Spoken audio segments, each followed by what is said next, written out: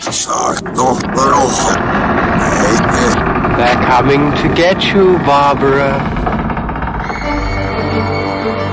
Dead Dare, a horror podcast. Brought to you by Big Baby Studios. Hello and welcome to another episode of Dead Air, a horror podcast. I'm one of your hosts. My name is Chris Costello, and hereabouts, I call myself the Fanatic, and I'm joined by my two other co-hosts. Please introduce yourselves, guys. I am one of the co-hosts. My name is Aaron Cristobal, and I am the fan, meaning I like watching movies, but I never studied them. So I don't know all these theories that Chris and Miguel both know, but I'm here to enjoy. We do have another co-host, though, who... well, he'll let you know. All right. I'm Miguel Nacianceno. I'm the third host of this horror podcast. I am the ironic host because I am a huge scaredy cat. I am afraid of horror films. They always, it's always a chore to watch them. But at the end, I sometimes, or more often than not, I enjoy them. So here I am. That's awesome. Well, today we are joined by. I am so excited about this week's guest. You guys better get to know him properly, but he is an incredible name in the genre of especially in the local scene. He's a writer director. He used to be a production designer. Am I right? And film critic. Yeah. Film critic. This is we are joined. We are so lucky to have him on the show. This is direct Dodo Dayao. Yay! Thanks for joining us, Direk. Thank you, Direk. No problem. It's pleasure. My pleasure. Thanks for having me. No problem. Chris said we need to get to know you a little bit more. So, what's your zodiac sign, Direk? It's Virgo. Virgo. So you probably just had a birthday. Belated happy birthday. Yeah. So quick. Oh, now we're close. See? Not a problem. That's so good. That's so good. All right. When I said though, you guys needed to get to know Direk, it's because you guys have not seen his horror classic Violator, which of course you have because you see all movies horror related. Yes, but especially this one. His movie. I literally had to hunt down just to get to watch it. I had to travel where did you end up? At 2 a.m. to get to watch a screening of Violator. How can you watch a horror film at 2 a.m.? I can't wrap my mind around Miguel, do you know who I am? No, I will do anything. He left his house pa for a 2 a.m. showing. Parang, di ko ata kaya yan. Tulog na ako nun eh. But anyway, Direk, we're so thankful to have you on. This is such an absolute honor. One of the first things we do, Direk, when we have someone on is we ask, because we're so curious about how your background towards the genre. So we always ask, what is your horror origin story? How did you get into horror? Was it a film? Was it a book? Was it just growing up around people who loved it? What's your personal horror origin story, Drake? I'm actually not sure. I think I grew up in a house where a lot of my father and my uncle were movie buffs, and they sort of exposed me to films I shouldn't be exposed to at a young age. So how young, Derek? Yeah, I mean, when I was still in grade school, they were making me watch Straw Dogs, Blow Up, violent films and westerns that I didn't understand. And for some reason, my uncle was a big fan of horror, so he was sort of feeding me some of the stuff that he liked. But I was also sort of yung yaya ko always kept telling me stories from where she came from, weird stories about shapeshifters and aswangs and stuff like that. So at an early age, I was sort of being exposed to things like that, even if I wasn't aware that I was. So there was probably no one defining moment, but there's one childhood memory that I think might have crystallized the whole fascination with it. I was watching. I still live next door to them. We were kids, and we were watching the first Halloween, original Halloween, next door. As in, next door neighbor. And we were watching it sa living room nila sa second floor. And at the end, so they had a TV, they had a VHS. And at the back of the TV, for some reason, there was this big window. Oh my God. And it was exactly, I remember it being exactly the same as the window where Michael Myers fell through. Oh, shit. So after the end of the film, and they all shut down the lights. There were like 7 or 8 of us, all kids. I think it was the dad of my neighbor who played the tape and then left us there to watch. So we were watching it. And when we got to the end, I got so freaked out because I was looking at the window on the screen and I was also looking at the window behind the TV. So feeling go that had something to do with it. So parang after that, I sort of like started reading like Stephen King, all that stuff. So I think it just grew from there. And I just never stopped. So maybe that was the one moment that sort of like made me self-aware that I like this shit. So it's so funny, because like whenever we talk amongst ourselves about our own, origins with horror, we all bring up Stephen King. So it's and then the fact that you brought him up again, it's just fascinating. He's been so influential for so many years to so many people at such young ages. Touchstone talaga siya, no? Inevitable na. And there was also I think because a lot of my friends from grade school, they didn't like reading Stephen King. They didn't like reading horror. They were more into like science fiction, fantasy, and comics. I was reading comics too, pero I was the only one among us who was sort of like asking my dad or my mom to buy me like Stephen King books. So parang at an early age, it was sort of like moving away from the crowd. I still don't have friends from grade school and high school who read Stephen King or who read or into horror. It's mostly people I met later on that I became friends with who are sort of into this thing as well. So parang that was it's all the weirdos like us. Yeah, parang solo. For my first taste of like liking something that I had no peers to like it with, sort of. I can totally relate with you, Drek. Same here. Yeah, what I like about Stephen King is that parang he has a story for all ages. So my first Stephen King was It, which was kids. It's about kids. Tapos Carrie, meron teenagers. And then I feel like there's a story for everyone depending on your fear level pag si Stephen King. Yeah. Diba? It carries like the ultimate high school novel. It's like everything you go through in high school, it's in there. Amplified by magic powers. Tapos I think it's also ending, one of the exactly. And I also think it's one of the most successful adaptations of the book. Yes, probably. Of anything that he's done. Yeah. And I'm really waiting for someone to guest on the show and give us a reason to watch that again because I love that movie so much. Yeah. De Palma. Amazing. Yeah. So from that, Derek, thank you for that. That's awesome. So I'd like to jump on now on why you're here. What movie did you choose for us to watch today, to discuss today? And why did you choose it? I chose Noroi, The Curse. It's I think it's from 2005 or maybe a little later than that. I'm not exactly sure what year that came out in. It's by Koji Shiraishi. Not as famous as Hideo Nakata or Kiyoshi Kurosawa when it comes to Japanese horror, but he sort of like has a deep bench when it comes to Japanese found footage horror. And he also did the Sadako versus Grudge film. Kayako. Sadako versus Kayako film, which I haven't seen, but I haven't seen it either. Checking it out. I just read up on it, but I haven't seen it. So this is such an interesting film that you chose, because it's one of the rare times where none of us had actually seen it.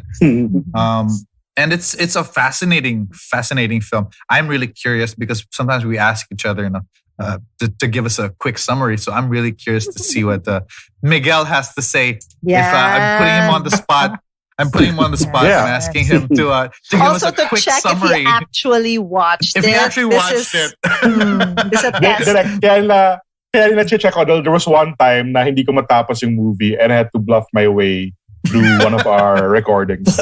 So anyway, I saw Noroi full disclosure, Wikipedia ko rin siya para walang gulatan. But so it's about so it's actually in the documentary format and found footage. So it happens in the past. The camera guy of the main documentary director, he's the guy who assembles this whole documentary kasi we find out in the end that the original filmmaker is lost na. So they get into this whole mystery of how does it start again?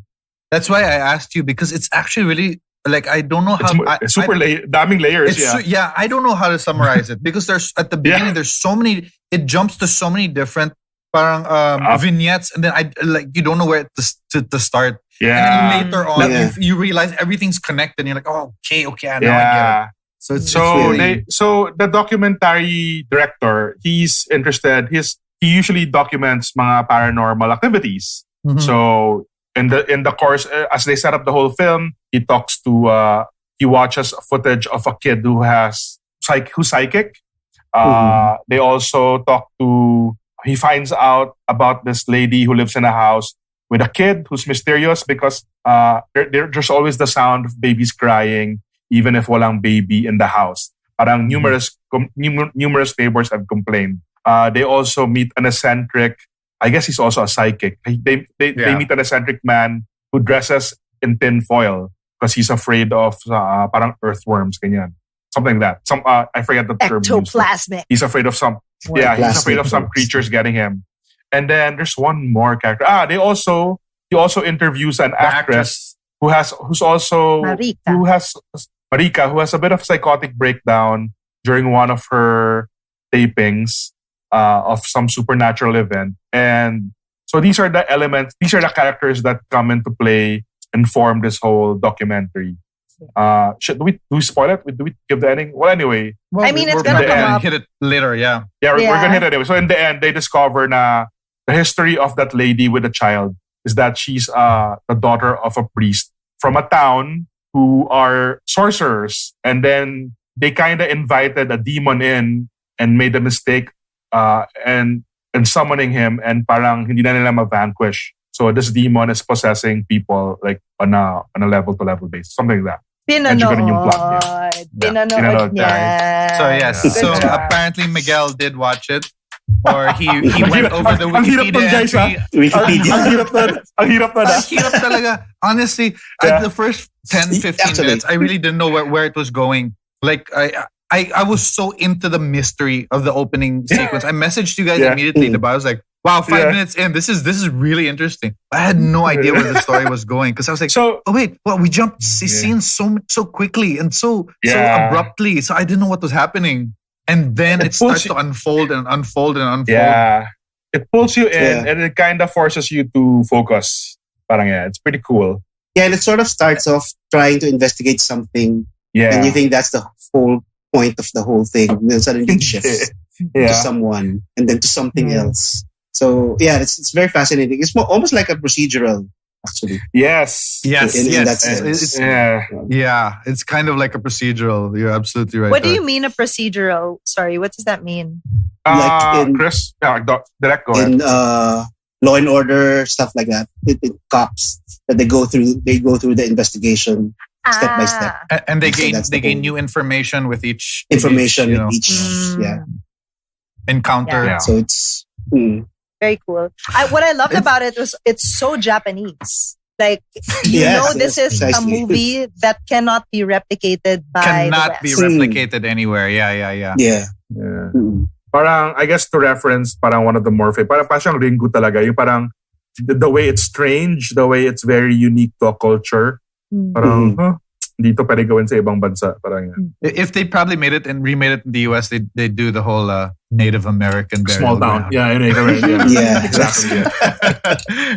Or a town in Salem. It's not the same, man.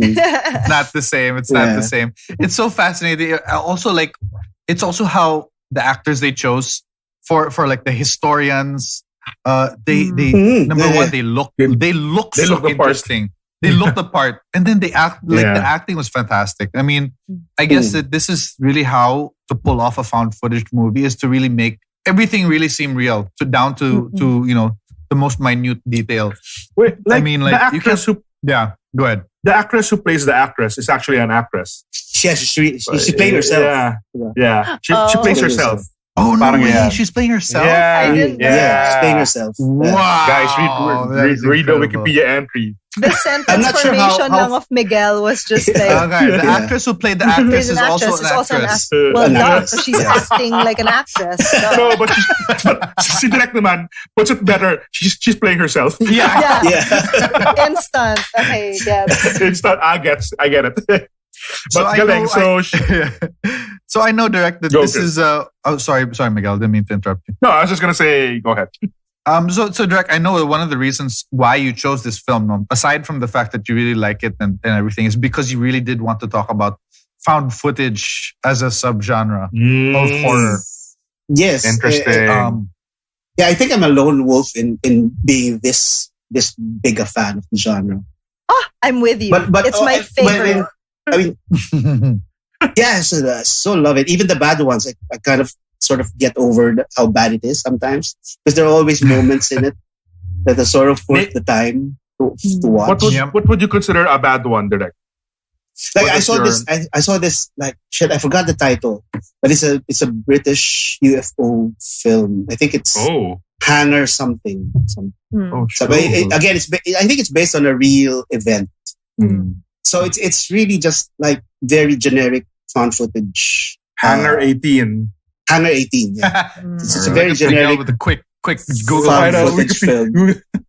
But it had this like great scene in the end where the one of the characters is running through this like empty, like it's like a building. I'm not sure if it's an army facility. I think so. It's open field with hangars around it, and there's just this, somehow they managed to VFX these convincing giant spaceships while she was running, and it feels so real because the cinematography is flat, it's found footage flat, and then you have that sort of like it's like UFO footage if UFO footage wasn't grainy.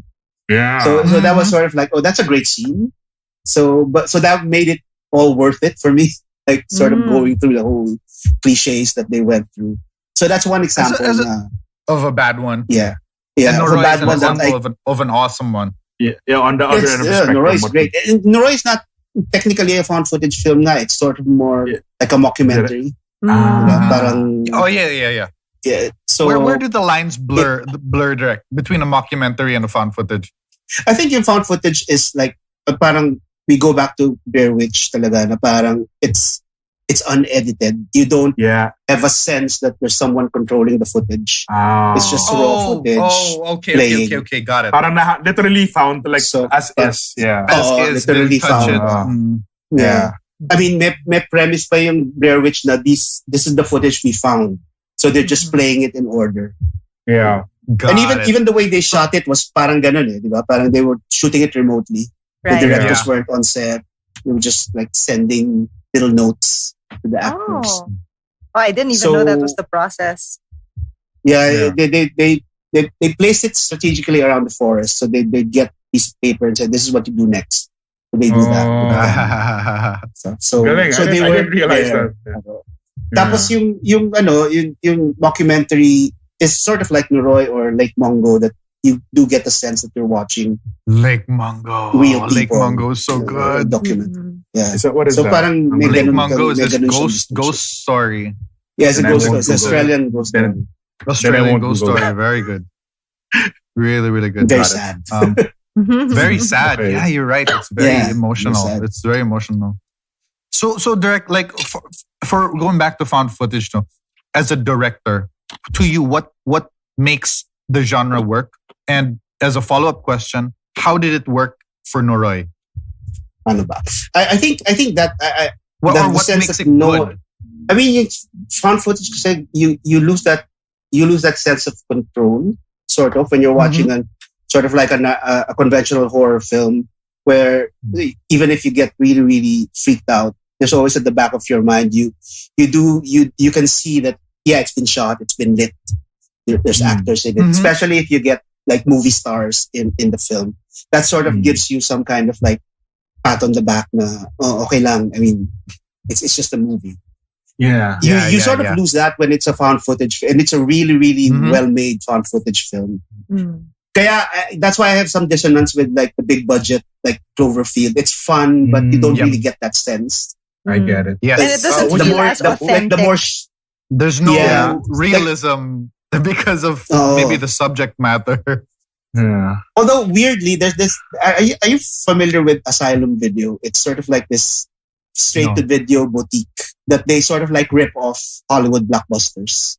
Anything that I've heard. They have like really cheap versions of like Avengers or Thor, Transformers or something instead of Transformers. Yes, something like that. Yeah, and they did something called Monster, which was sort of like a rip-off of Cloverfield, but they set it in Japan, so it's parang Godzilla talaga, and it's so cheaply made. You sort of get there's one great scene there where they just show the tail through the city. It's good VFX, pero it was shot on a camcorder, so maybe it really helps the effect. When it's lo-fi, it's the more lo-fi, the more effective I think it is. True. I guess when it's a documentary or mockumentary form, parang mas nagiging immersive yung experience nga kasi it takes away all the vestiges of a film. Para it becomes more believable. Like, holy shit, dinaanan talaga nila. Kasi parang found footage to parang it really takes down that wall. It's very interesting. Parang I think parang now that you've talked about it, I mean now you made us watch Noroi, parang it even lends itself more to a horror film, wherein a horror film is more effective when you feel you're really in it. Yun yung na-realize ko. I guess that's why a lot of the horror films that really stick with you are like these immersive documentary, like the Blair Witch, stuff like that. I guess also because it just adds this layer, because it's just so unsettling also. Just the fact that it's lo-fi, the fact that it's shaky cam, the fact that it's you think that these could be real people. It just adds that layer of like, it's just so jarring and unsettling that, maybe it's not a movie, That's why the marketing of the Blair Witch worked so perfectly, was because they really played it out as if it was a real event, and it added to everything, Yeah. So the texture then kasi it's parang this is what we're used to when we watch like ghost videos and stuff like that. So you also get that sense na parang this is real kasi parang I could have shot this, so this is real. So parang ganun parang there's this amateurish vibe to it. Yeah. Yeah, yung flatness, yung graininess, yung ganun. Tapos yung off-kilter na framing. Yeah. So parang which eventually becomes an aesthetic. Parang ang ganda niya pag medyo alangan. Parang there's something about it. Parang nakatabigi parati talaga. Oo, tapos parang gusto mong galawin. Parang may makita ka. Pero wala ka nakikita. So it's always almost usually peripheral. Diba? So parang I think that the whole structure of it makes it more yun nga, immersive. Tapos it does away with a lot of things. Wala na siyang layers. Wala na siyang subtext or context. Wala na siyang plot.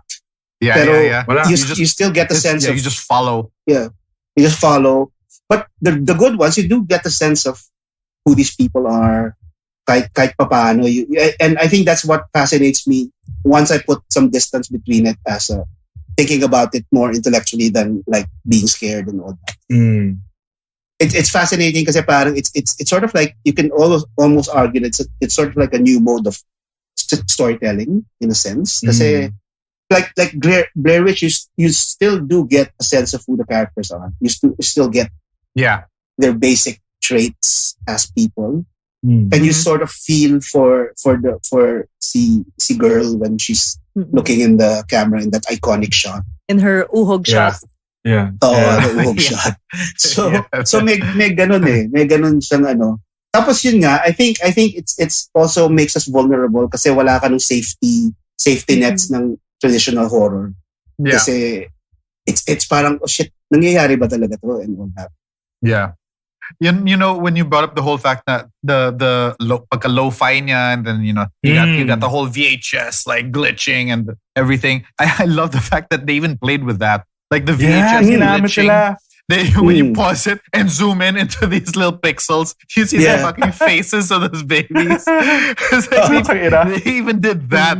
It's like that went galing. whoa. They even thought of that. parang minsan you get the impulse na parang, shit, pwede pa na natin linisin to. Parang as someone who makes films, parang ang dumi. Parang, but that I think that's how it works.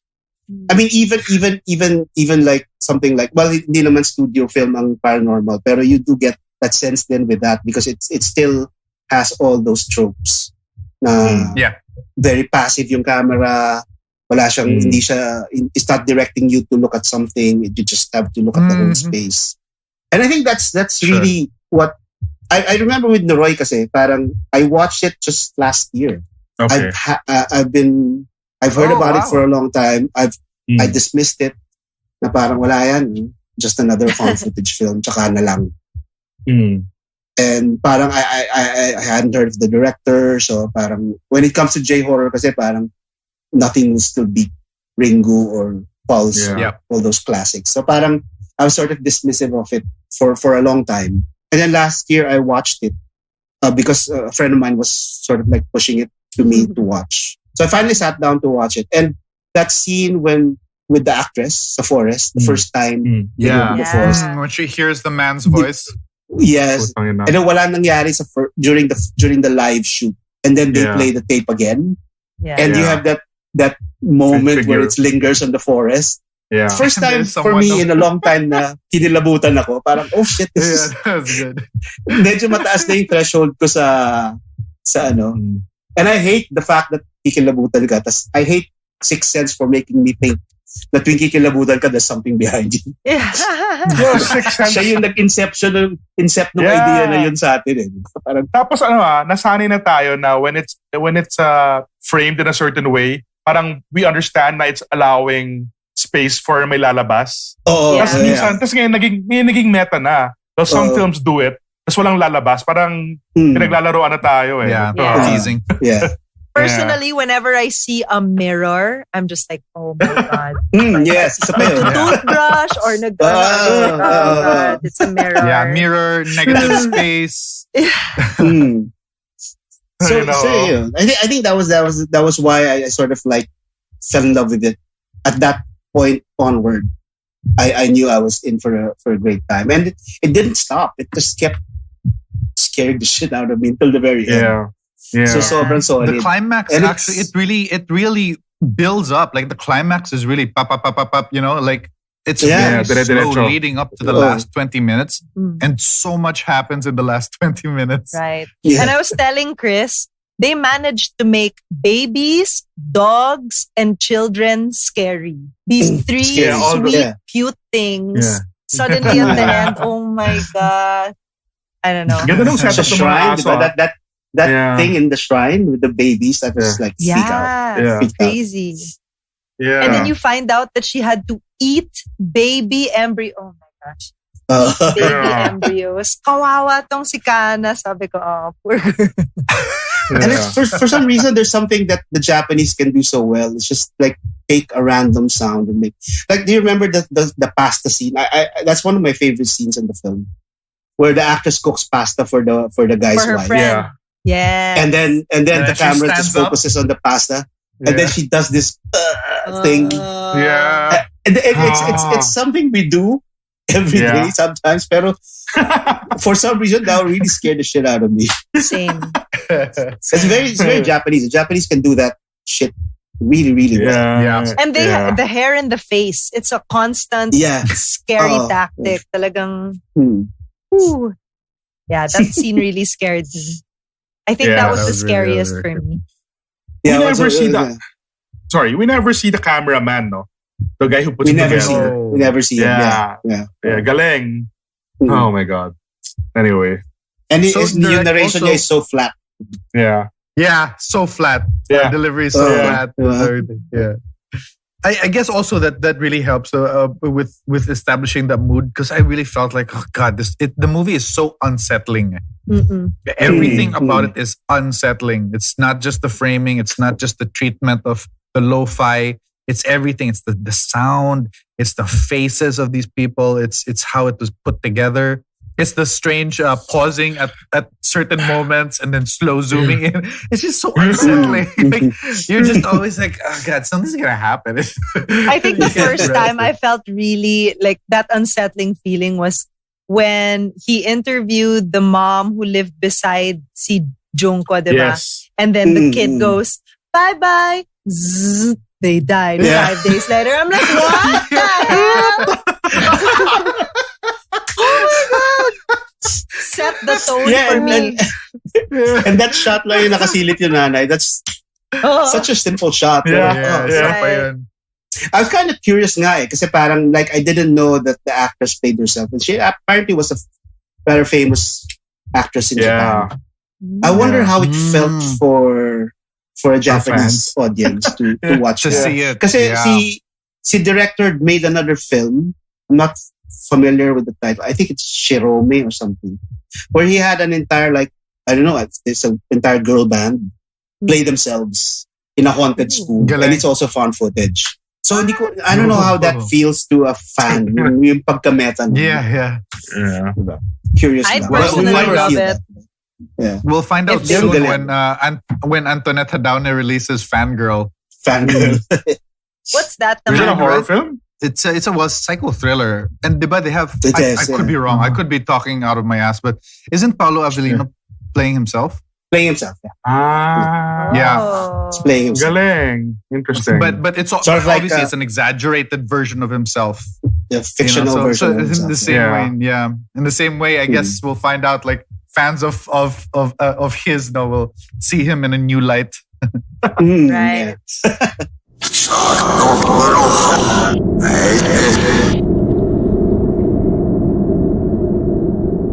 Direct, one of the things we've had a bunch of directors on the pod. No, one of the things we love asking is, as a director, always behind the camera, how do you still enjoy horror films, knowing how everything is made? How do you separate yourself, turn yourself into a fan for a moment, and not just as a director? Or do you? I don't know. I mean, that's another question. Or do you? We can't assume. Or do you? I think I sort of do on one hand, but I also sort of use that as a gauge for when a film really just sort of like hits me. Yeah, I consider that really a good job. Kasi parang like I watched like I saw the first Conjuring, it was fun. I saw the second, it wasn't that much fun. And you sort of see the money actually when you watch a film like that. Parang, ang dami ng pera. Ang ganda ng shot na yun. Parang ang hirap gawin nun dito kasi mahal. So you start see those things. But when you watch like something like for example, It Follows, which I also saw just last year and just sort of blew me away. I was into it from the first frame. So that's how I knew it was well made. Because I didn't care how it was shot. I didn't care about the technicals or how it was structured. I didn't see it as a director watching or dissecting a film. I just was watching it.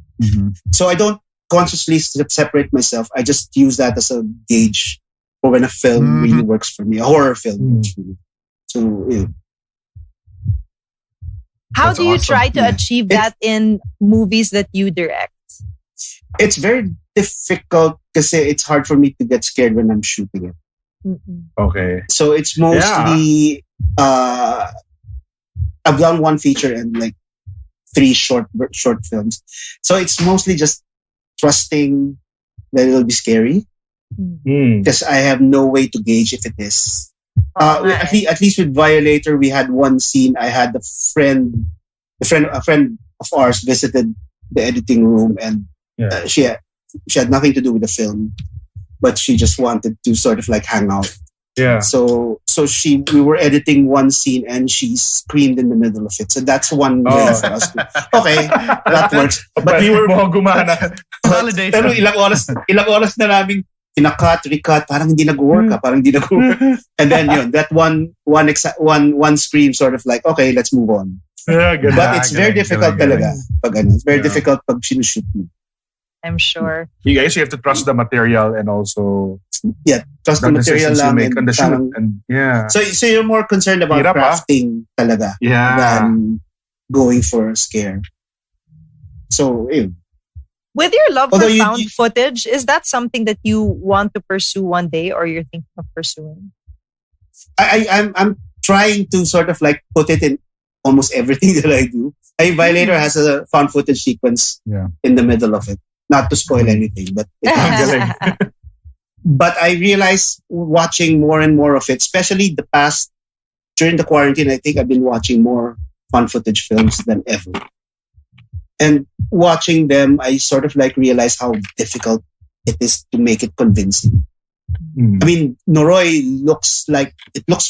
It looks sort of like grainy and really of low quality. Pero ang hirap niya gawin.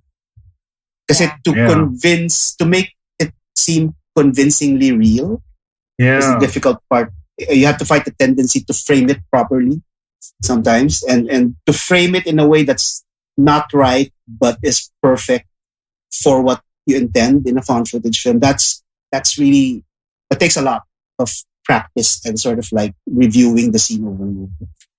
Or even I can only imagine like even getting the actors to not act. Hirap din yun, Yeah.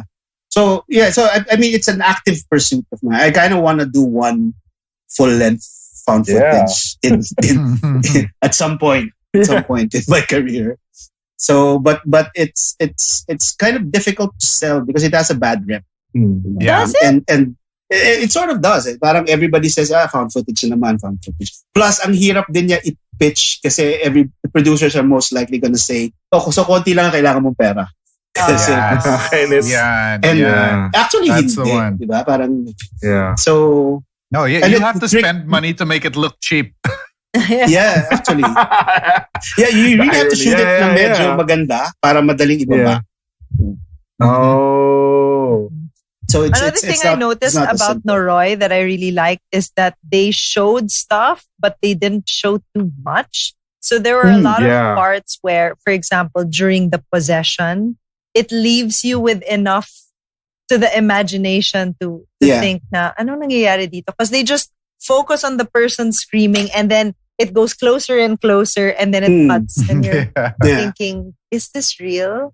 I love that. How are you able to find the balance of showing too little or showing too much when you make a horror film? Well, sometimes the budget sort of does it for you because you can't show too much because it looks cheap.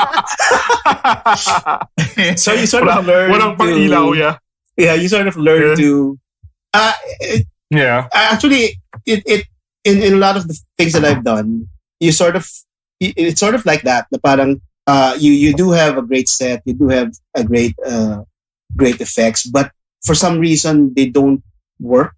So you have to sort of like do something more minimal to sort of make it work. So you're forced to not show because of mostly logistic reasons and budget reasons. So you sort of stumble into that aesthetic lang. Pero if you're doing it really consciously, I think it's very difficult. Kasi there's always a tendency for you to, maybe I'll show just this, but is it enough? So so yun yung ano. And if it's not a cutting point in a film, and you have to linger because you need to get to the next scene, so you have to decide whether to show enough and then move on to the next shot. But if it's a cutting point, it's great. You can show as much as you can, just cut at the right moment. But I think that in a found footage film, that's effective, that you don't see too much. I think that's also what makes it work better. And I think generally in horror films, ganun eh. Parang the more you withhold, the more effective the film is. Yeah. Even because the second you see the CGI, you're like, okay, I'm done. Yeah. I think that's yung problema ko sa Cloverfield when they had that money shot of the monster. Sa dulo. Dami nilang pera. So parang it sort of ruins the illusion a little bit. Got it. That makes sense. Yeah, you were talking about withholding when to withhold and when to not. But there's that whole famous story of Spielberg on Jaws. Now everyone's like, Jaws, wow, yeah. they barely showed the shark, and it's perfect way of storytelling.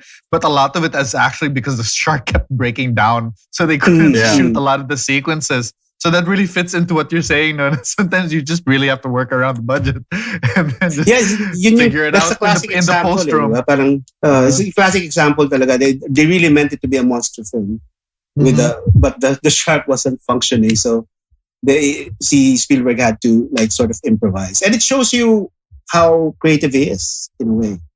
Yes, it's very exactly.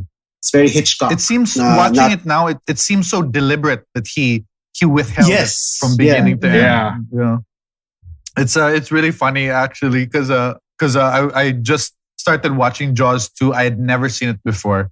Jaws 2? But I read that it wasn't actually that bad. So I was watching it after we had our Jaws episode.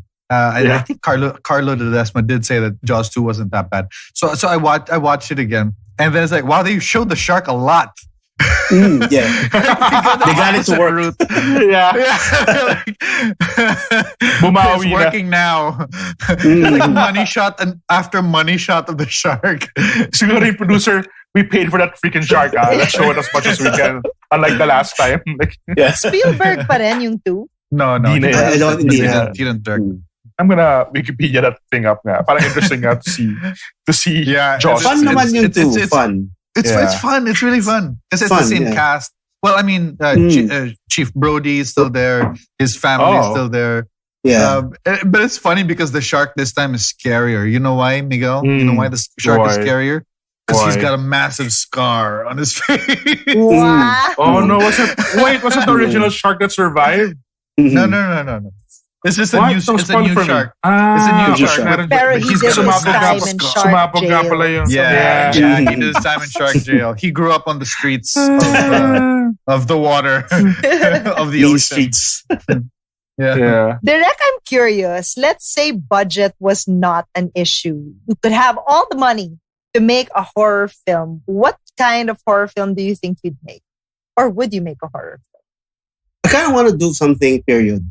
Period. But not, so yung parang the 18th century, 19th century would be nice, but Pinas, 19th century Pinas.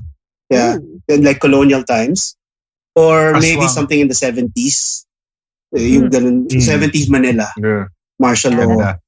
So if you had the money, that would be amazing. Yung texture lang. I don't know what the story is going to be about, but for sure it will be set in that time. Yeah, either of those two times.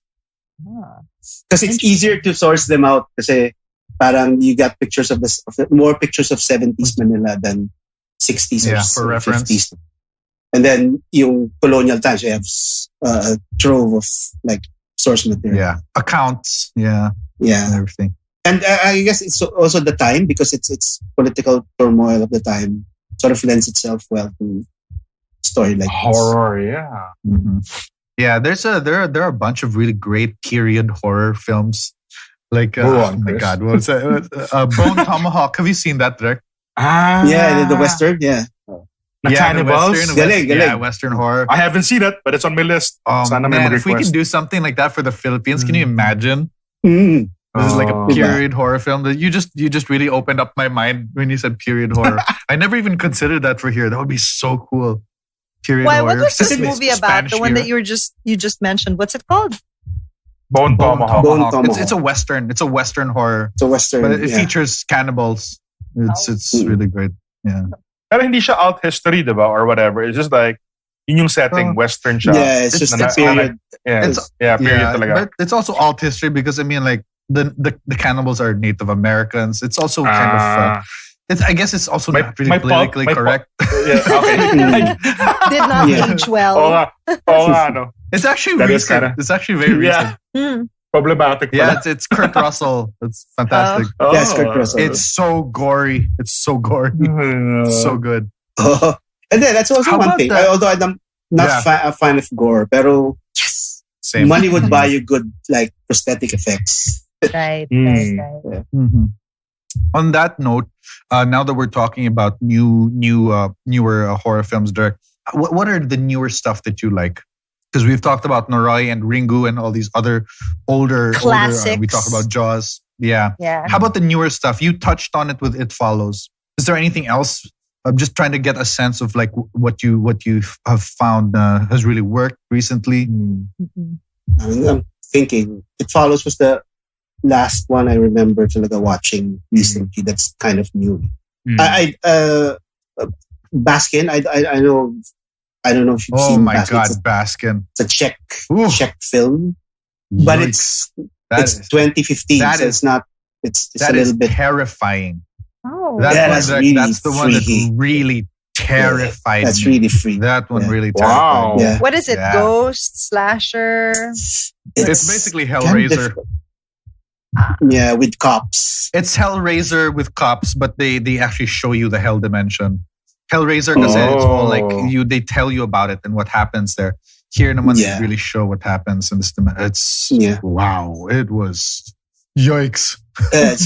How about what do you think of this whole crop of post horror? Derek, have you seen stuff like that? Yeah, I've seen most of it. It's great because it sort of like renews an interest in the genre. I think, although I kind of find the whole, they call it elevated horror. Especially if you go and pitch I think you need to markets. Explain this to me. Yeah. Post horror. Aaron is the biggest fan of this whole genre, of this subgenre. Am I? Oh, is this Midsommar? It's Midsommar. Hereditary. Her face, the switch in her face when she realizes, It Follows. It's sort of like. But how do you explain that genre? Because It Follows was, for me, I don't know if it's a different genre because you mentioned it's post-horror. I think it's still pretty horrific in that sense. It's just a fancy label. It just means like sort of artsy horror films or something. Yeah. I mean, that's sort of like the, in a nutshell. Or parang they feel they're beyond yung gulatan lang, which they consider like a cheap trick, parang ganyan. But very legit naman. I mean, it is a bit snobby of someone to call his or her own film elevated horror. Right. But it's more of the critics naman yata who give it that term. But yun nga. But if you have to pitch it that way, then when you pitch it, my film is elevated horror. It's horror, okay? It's horror, but it's elevated. But slow. Sold. Mataas. But it's been going on for like decades. Hindi naman siya bago. Yeah. Pero it's just, I think it's been sunod kasi. So they're like, oh, this new crop of horror filmmakers are like elevated horror guys. They're drawing from the same well of inspiration. It's a total A24 Blumhouse thing. Yes. A24 I like some of those. I like some of them. I do. I like them. That's why I love Blumhouse. It's because they can go like really, really trashy, but they can go super art din. Blumhouse is diba? Happy Death Day or something? Or no? Yeah. I think so. Death Day to You. I like Happy that. Death Day to You. Yeah, I loved it. It was super fun. B-movies galore. I also kind of like the Unfriended films. Love. I don't know if you've seen. Aaron, huge fan. Aaron, so that's you seen the genre. One? No, I haven't. But that's the genre naman that I don't know if it is a genre, but if it is like technology horror, that's also in my top 5. So there's found footage and then that, because I find that that's something that this generation, not just this generation, but everyone in this time can really relate with, because you are always looking on your screen. You're always looking at technology. So there's more, the way that found footage has that authenticity. I feel like technology horror has that as well. Yeah, it was good. The first two, just only 2 naman. So I prefer the second one, but they're both really, really good. What? I haven't even seen the second. So okay, this is a good one. But it's Dark Web. It's a different treatment than Aaron. It's not super like supernatural, It's good. It's good. Direct, we touched on it earlier. We passed over it, but really quickly, how did you make the transition from film critic to film director? And how does that affect all your choices? Oh, okay. Well, to be honest, but just I'm sort of like stumbled into being a film critic because I just wanted to make films, but I didn't know how to start making films. I thought you had to go start as a PA and move up the ranks. So I just started the blog, and I think, and I was doing it. I was writing it fairly regularly, and I was fine. I was trying to get a foot in the door, sort of using that. And then I think what sort of like turned everything around and made me sort of like legitimate was when Alexis put me and Oggs and Richard Bulisa in the same wish list. And suddenly we're now official film critics. So parang ganun na lang yung nangyari. But I've always wanted to like make films instead. I still do write about films, pero the transition wasn't like that difficult because film criticism was sort of like the holding action. It was sort of like the stopgap because I wanted to do something else. But the only thing that sort of like briefly got in the way was I sort of got scared a little bit because now I'm going to cross over to the next side. I'm on the receiving end of like bad reviews. Yeah. So parang okay, but in the end I just went for it. Bahala na. Derek, so okay how do you feel about because I feel like, for example, in the West or anywhere, when people get bad reviews, it's normal. I mean, it's constructive criticism. But I feel like in the Philippine context, because it's so small and everybody kind of knows each other, giving constructive criticism or bad reviews isn't as accepted and welcome. How do you feel about that? When I was writing like film reviews and for magazines and stuff, I sort of like got into a lot of not got into fights, but a lot of people. I found out that a lot of filmmakers, not a lot, several filmmakers sort of took issue with my reviews. And I kept coming back to the reviews and they weren't really bad. I wasn't really dissing the film. It just wasn't overly gushing or something. So when I heard that, I sort of like felt a little off na parang, shit, I should ano kaya mangyayari if I did a really, really bad review pa? Diba? So I'm kind of iffy about that whole thing. And I was sort of like thinking, what if when I start making films, maybe I'd sort of get what filmmakers who get pissed off feel. But I do sort of get it. It does hurt when somebody like takes notice of your work. But it's not worth getting into a fight. So a very, very famous and public argument between Philbert D and Jim. Jim, where Jim basically challenged him to a fist fight over a review. Ang nakakainis doon, public. Parang Jim was doing it on Facebook. Philbert was replying on Twitter. But it added to the layer of I know. You have to check everything. Like, hindi ko ma-match. Ang busy nung week na yun. Grabe yung week na yun. Wow. Ano nangyari? That was fascinating. He really didn't take it well. I can really relate to you, Derek. I don't know if you guys know this, but I tried to get into film criticism. I was together with Alexis for a long time. I dabbled in it. I did a bunch of reviews. Looking back, I was a punk. Like I was a douchebag. Like I was way too wet behind the ears. I thought that writing criticizing a film would be good if I like really lambasted it. And apparently I wrote a really scathing review of this film Munting Tinig by director Gil Portes. May he rest in peace. He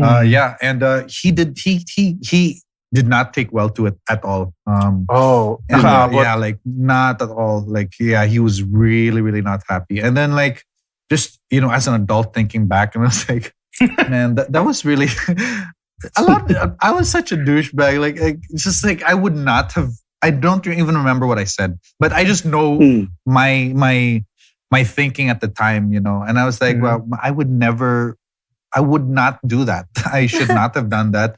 I mean, there is a fine line. It's a tough line, no, to it is. Yeah. It's really tough. But at the same time, I feel like people shouldn't really get mad about things like that because everyone's going to have an opinion. You can't please everyone.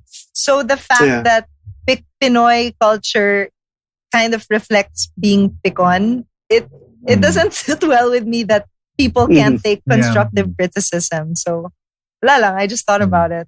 Yeah, I think it has to be constructive to begin with. I think that was my problem. Was I was just criticizing for the sake of criticizing. My criticism was not constructive. I think there's a very big difference there. I can see that in a bunch of reviews when someone's just trying to be snarky or when someone's really trying to understand the thinking that went behind someone's creation. And I know it must be really hard for you, Derek, being on both sides of the fence. On both sides. Yeah. I actually don't mind if it's well written. You can bash me as long as you can write well. That's kind of fun.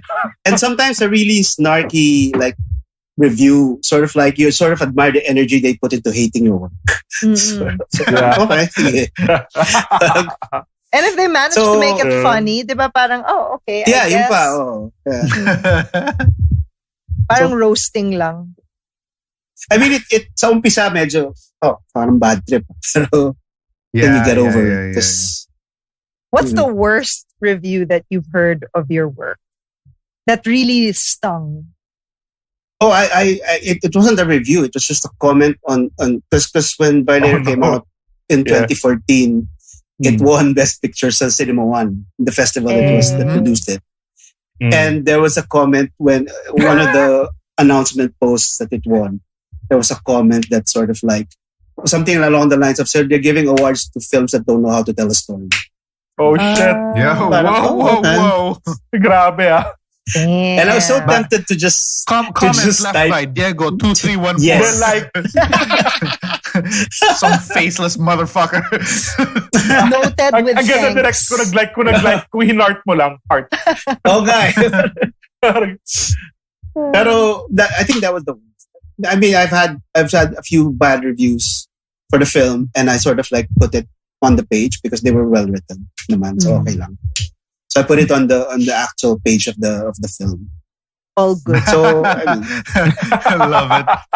Or the DVD. I mean, as a film, I don't know if you can relate to this. Parang usually naman, if you do something, you're the first one to sort of see where it all fucks up, even if nobody else sees it. So ikaw na yung unang magsasabi, "Oh, shit, sana ganito ginawa ko for this part, for this scene." So mauna ka na to bash your own work naman.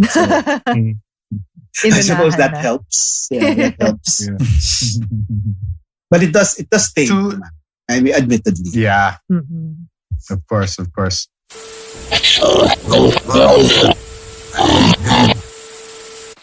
Going back to horror in general and film criticism of horror should be very different from any other genre. Am I right? Or am I just reading too much into it? Because for me, I feel like horror gets really, a bad rap, and people don't take it too seriously. A lot of people don't take it too seriously. So I believe people judge it on a different plane, So how do you go around that? Like, what, you want to be taken seriously as a filmmaker, but you're also a genre filmmaker. How do we get more people into it? I think the whole thing about this whole post-horror thing is sort of helping that a little bit. Because it's sort of like giving it a sort of legitimacy to the sort of like the non-genre crowd or the non-genre people. It sort of like gives that sense of validity for them to at least take some of the film seriously. But again, they had to give it fancy labels for them to accept it. Elevated. Which is kind of what makes it iffy. It's just horror. Right. It's just plain horror. It's the same genre as before. It's just a different sort of like variation of it, but it's still the same thing. And I think it's very, if you're gonna write about horror as a film critic or as a film writer, I think you have to be sort of like immersed in the genre to a certain degree to sort of give it a fair rap. Yes. Kasi parang it's unfair in a way. Although it's also valid if you don't really like horror and you bash a horror film, that's fine. But why bother reviewing one in the first place? Right. So yun, I think that's even in a lot of other genres. I think rom-coms and science fiction or whatever. You have to have a certain degree of immersion before you can sort of review it fairly, in fact, or at least more comprehensively. But particularly in horror, because horror is sort of like that little freak genre. Wala talaga siyang respectability. So matagal na siya naghahanap ng respectability because the whole genre covers torture porn and elevated horror. So it's a wide range. Yeah. And you will find people who say, I can't watch horror movies. But you won't hear that I don't watch comedies. Talaga, you don't watch comedies. Diba? Yeah. So yun, I think it's that's just what I think. No? Parang, I don't know if that's an ideal. Just to give it but meron na rin naman kasing literature on on horror films that sort of legitimize it then. I mean, literature from film writers to sort of give it the sort of attention and deconstruction that it deserves. Yeah. So, So from elevated horror, Derek, how about some really campy, non-elevated shit? Is there anything there that you like? Like Basket Case? I don't know, if you remember that. Absolutely. It's an old VHS classic. It's really old. Sam Raimi shit. Mga ganun. Okay naman ako. Okay, I have no... I used to love that genre, but there's not much that I see around kasi. So I haven't been catching up as much as I'd want. I mean, the last campy horror film. Oh, I did love the Piranha remake. I think that falls into the category. Oh, I don't know if you remember that. 3D? Piranha 3D? Piranha 3D, yeah. It's not bad. Yeah. That was great. It's so ridiculous. Si Jerry O'Connell tsaka si Ving Rhames. Yeah. Ang galing na Chris Sodist. Napanood talaga ni Chris. I know. I think that was the last. I don't remember anything more recent than that.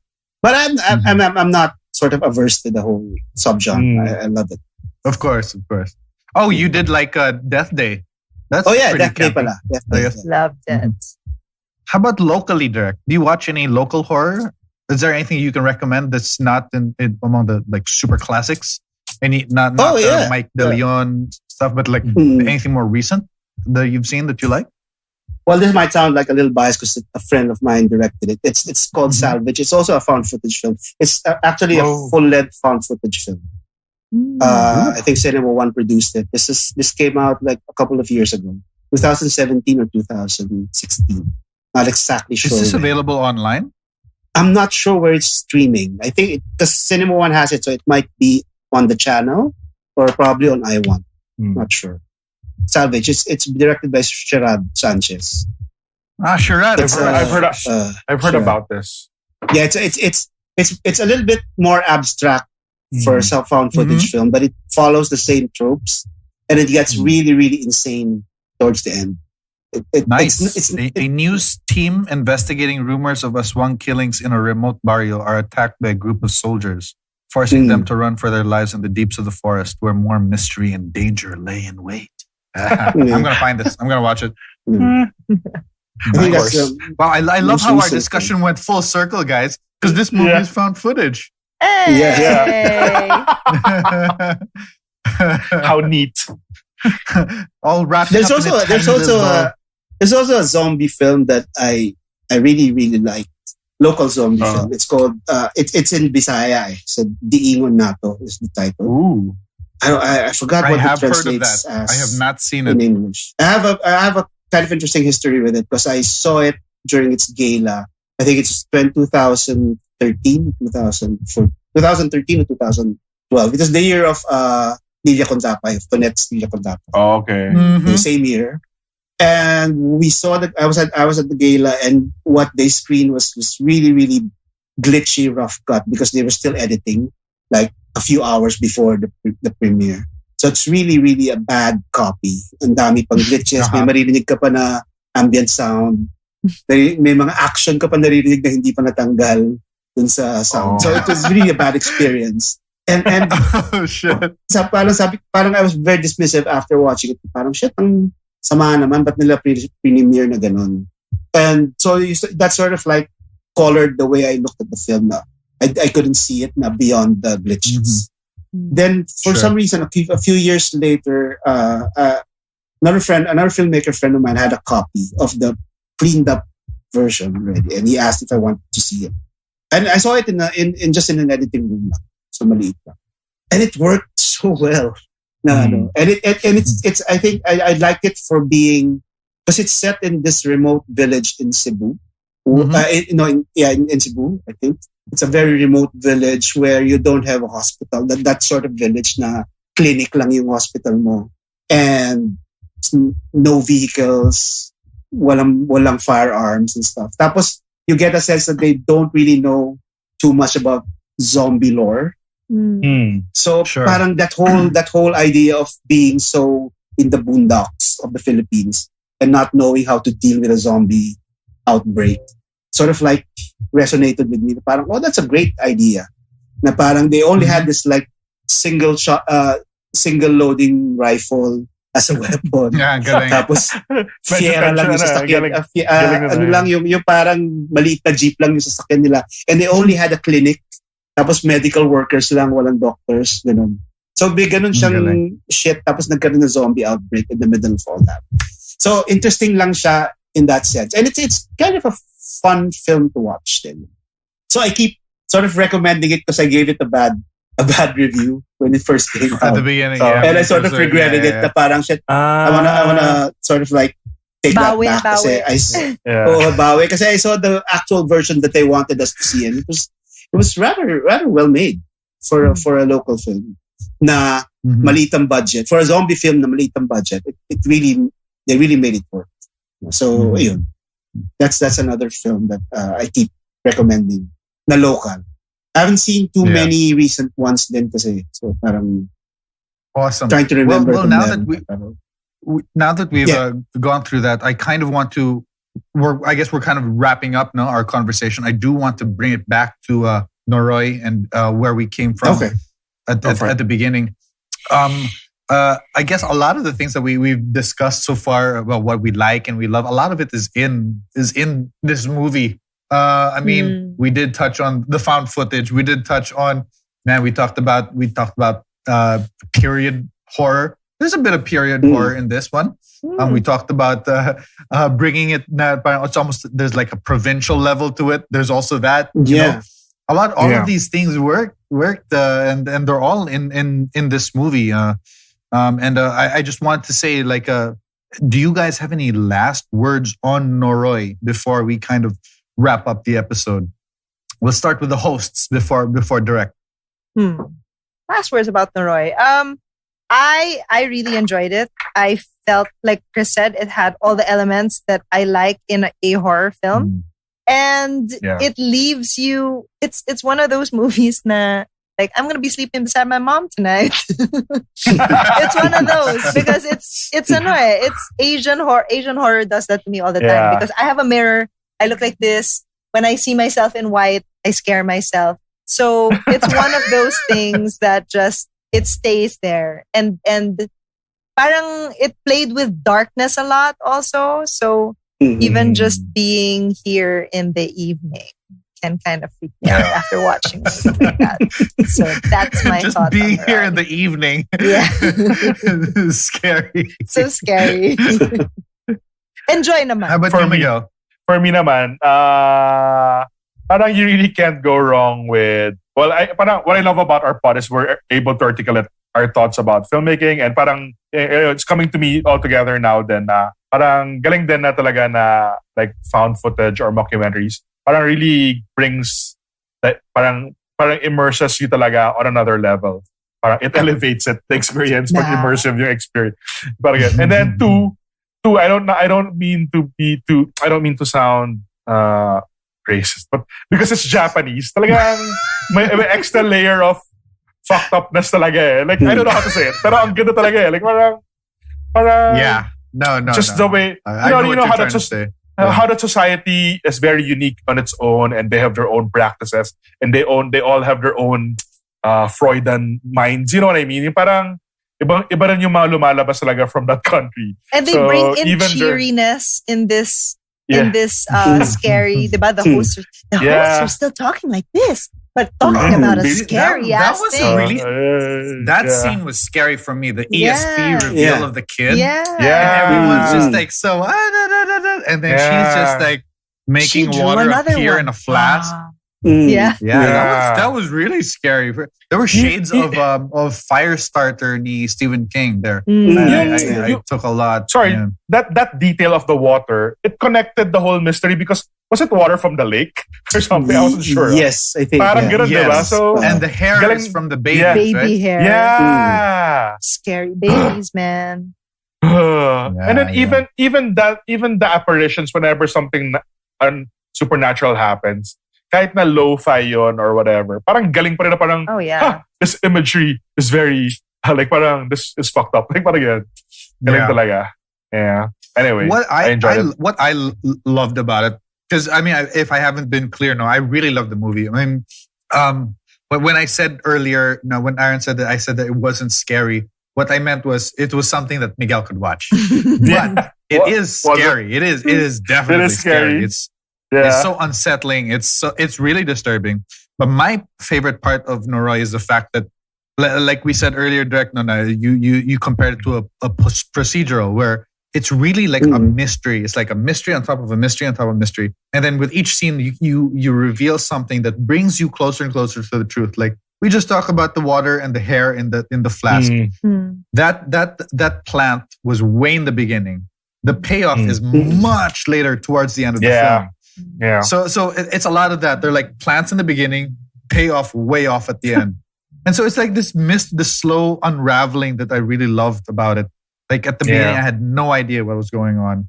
And then slowly and slowly you're like, oh, everything is connected. It was really awesome. And I'm so glad, Direct, that you chose this film because again, number one, I hadn't seen it.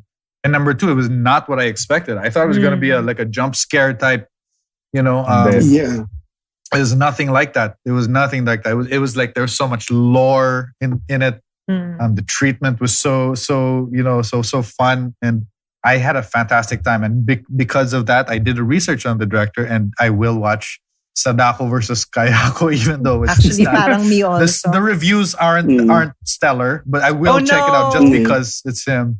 Yeah. So those are my final thoughts on Noroi. How about you, Direct? Do you have anything? One last word on the film? Yeah, I mean, I also want to recommend the director's and one of the director's films. I think it's called Occult. It might be available somewhere, but it's also a found footage film. It also follows the same structure, but it's more Lovecraftian in Japan, sort of like so it's more cosmic horror than cosmic horror. But yeah, I think the thing that ultimately I loved about Noroi was that they sort of explained everything. It's very plotted. Everything is sort of like has some kind of baseline in reality. This is what happened. This is why things are going wrong. And usually when you have a rational explanation for things, medyo mababawasan yung takot mo. Parang the impressive thing about Noroi is that the more they explain, the more scarier it became. So that was quite impressive as from a writer's point of view, and also from an audience, because you sort of don't want to deflate the sort of raw fear that you felt or that you feel throughout whenever there's a scary scene, and yun nga parang it's really a masterful in tone ng dread, continuously. It just builds up and builds up. The dread. Yeah, you're right. Yeah. So in many ways, it's sort of like, as looking at it from a filmmaking point of view, it's very impressive in that sense. But as an experience, it was really, really, I still hold it high because it was the It was the first time I've ever felt that scared in a long time by a horror film. And it's still the last horror film to do that to me. And that was, it's only been a year ago. So parang, that's why I also chose it. And it's a great example. It's great to sort of like foist it on someone who hasn't seen it yet. Parang, panoorin mo to, sige. It's a fun thing to push on people who haven't seen it. That was super fun. Yeah. Awesome. Wait, I'm gonna check timelines lang. Hold on. Noroi came out in 2005. 2005. Yeah. Kasi when you watch, parang may mga certain shots sa Noroi na kind of reminiscent, baliktad na, of Hereditary. May mga, especially in the last sequence, and even that angle of the shot na parang it just lays out a room, Patas. and then multiple things are happening in a room. Parang yung blocking. Parang sure. I can draw a line from the like visually from Noroi to something newer now, and parang galing din. It was just good setup yung yung scene sa bahay na ng documentary maker. Parang very last scene. That's when you finally understand where the puzzle, when everything fits. The last puzzle, the last piece. Yeah, the last puzzle. Yeah. Yeah, anyway. The great thing about that kasi parang it's tapos na yung film eh. Tapos na. Takot ka.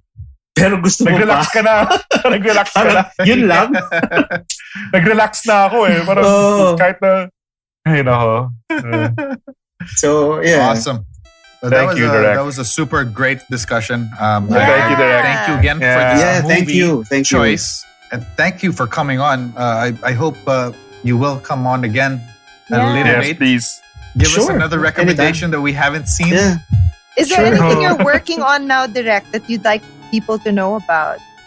Well, I think I'm not sure if I can legitimately announce that I directed a second film. My second film last year, I think. Yeah, I'm losing track of time now because of this quarantine thing. Same. There might be a screening soon. It's called Midnight in the Perfect World. But don't hold me on that yet. I just want to put it out there. Online screening? Possibly. I have no details yet. Hopefully. All right. Hope we get to see that Direct. Looking forward. I'll announce it whenever. At saka Violator on iTunes, no? Violator on iTunes. Violators on iTunes, yes. I'll check that out also. Thank you. It's a horror classic. It's awesome. awesome. Thank you, Direct. Thanks for your time. Thank you. We enjoyed that conversation. Great conversation. Take care. Yeah, bye-bye. It is. I hope we have another one soon, Dirk. Yes. Let me know, Chris. Okay, thanks. Thanks, guys. Will do. Bye, Dirk. Thank you, guys. Thank you, everyone. Thank you. They're coming to get you, Barbara.